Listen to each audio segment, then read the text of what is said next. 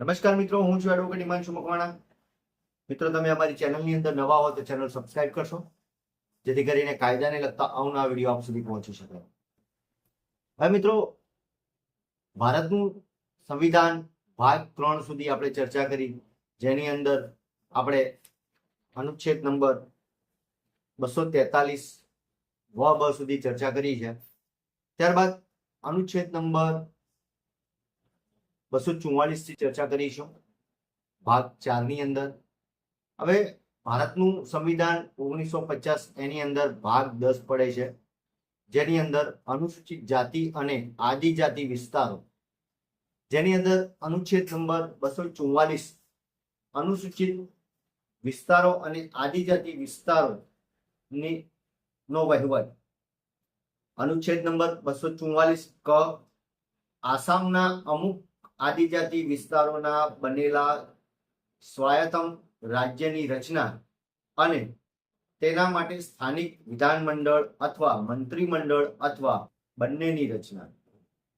ત્યારબાદ ભાગ નંબર 11 સંઘ અને રાજ્યો વચ્ચેના સંબંધો, જેની અંદર પ્રકરણ નંબર 1 ધારાકીય સંબંધો, ધારાકીય સત્તાની વહેંચણી. અનુચ્છેદ નંબર 245 સંસદે અને રાજ્યોના વિધાનમંડળોએ કરેલા કાયદાઓની વ્યાપ્તિ. અનુચ્છેદ નંબર 246 સંસદે અને રાજ્યોના વિધાનમંડળોએ કરેલા કાયદાઓનું વિષય વસ્તુ. અનુચ્છેદ નંબર 246 ક માલ અને સેવા કરના સંબંધમાં ખાસ જોગવાઈઓ. અનુચ્છેદ નંબર 247 અમુક વધારાના ન્યાયાલયોની સ્થાપના માટે જોગવાઈ કરવાની સંસદની સત્તા. અનુચ્છેદ નંબર 248 કાયદા કરવાની અવિશિષ્ટ સત્તા. અનુચ્છેદ નંબર 249 રાજ્ય યાદીમાંની કોઈ બાબત અંગે રાષ્ટ્રીય હિતમાં કાયદા કરવાની સંસદની સત્તા. અનુચ્છેદ નંબર 250 કટોકટીની ઉદ્ઘોષણા અમલમાં હોય તો રાજ્ય યાદીમાંની કોઈ બાબત અંગે કાયદા કરવાની સંસદની સત્તા. અનુચ્છેદ નંબર 251 અનુચ્છેદ નંબર 249 અને 250 હેઠળ સંસદે કરેલા કાયદા અને રાજ્યોના વિધાનમંડળોએ કરેલા કાયદા અને અસંગતતા. અનુચ્છેદ નંબર 252 બે અથવા વધારે રાજ્યો માટે તેમની સંમતિથી કાયદો કરવાની સંસદની સત્તા અને એવો કાયદો બીજા કોઈ રાજ્ય અપનાવવા બાબત. અનુચ્છેદ નંબર 253 આંતરરાષ્ટ્રીય કબૂલાતનામાને અમલમાં લાવવા માટે કાયદો કરવા બાબત. અનુચ્છેદ નંબર 254 સંસદે કરેલા કાયદા અને રાજ્યોના વિધાનમંડળોએ કરેલા કાયદા વચ્ચે અસંગતતા. અનુચ્છેદ નંબર 255 ભલામણો અને પૂર્વ મંજૂરીને લગતી જરૂરિયાતને ફક્ત કાર્યરીતિની બાબત ગણવા બાબત. ત્યારબાદ ભાગ નંબર 11 ની અંદર પ્રકરણ નંબર 2 વહીવટી સંબંધો, જેની અંદર સામાન્ય.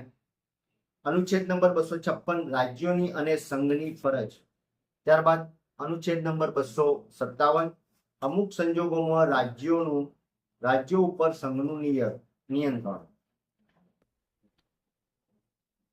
અનુચ્છેદ નંબર 257 સંઘના સશસ્ત્ર દળો અથવા બીજા દળો મોકલીને રાજ્યોને મદદ કરવા બાબત સંવિધાન 44માં સુધારા અધિનિયમ 1978 ની 33 થી આ અનુચ્છેદ રદ કર્યો છે, તારીખ 20/6/1979 થી અમલી. અનુચ્છેદ નંબર 258 અમુક દાખલાઓમાં રાજ્યને સત્તા વગેરે સોંપવાની સંઘની સત્તા. અનુચ્છેદ નંબર 258 સંઘને કાર્યો સોંપવાની રાજ્યોની સત્તા.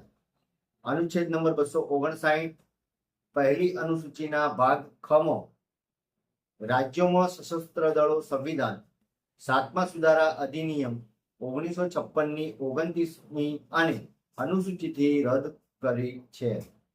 અનુચ્છેદ નંબર 260 ભારત બહારના રાજ્ય ક્ષેત્રો સંબંધી સંઘની હુકુમત. અનુચ્છેદ નંબર 261 જાહેર કર્યો રેકર્ડ અને ન્યાયિક કાર્યવાહી. ત્યારબાદ પાણી સંબંધી તકરારો. અનુચ્છેદ નંબર 262 આંતરરાજ્ય નદીઓ અથવા નદી ખીણોના પાણી સંબંધી તકરારોનો ન્યાય નિર્ણય. ત્યારબાદ રાજ્યો વચ્ચે સંકલન, આંતરરાજ્ય કાઉન્સિલ અંગેની જોગવાઈ. મિત્રો, ભાગ 4 ની અંદર આપણે અનુચ્છેદ નંબર 263 સુધી ચર્ચા કરી છે.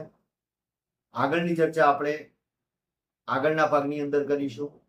મિત્રો, આ સંવિધાન વિશે માહિતી આપવાનો મારો એટલો જ મહત્વનો મુદ્દો છે કે તમામ મિત્રો સંવિધાન વિશે જાણે અને તેને અનુસરે.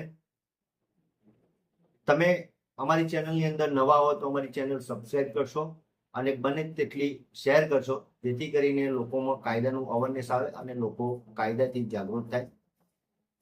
મિત્રો, અમારો આ વિડીયો તમને ગમ્યો તો લાઈક, શેર અને કોમેન્ટ કરજો અને સબસ્ક્રાઇબ કરવાનું તો ન ભૂલતા. અસ્તુ. જય હિન્દ, જય ભારત.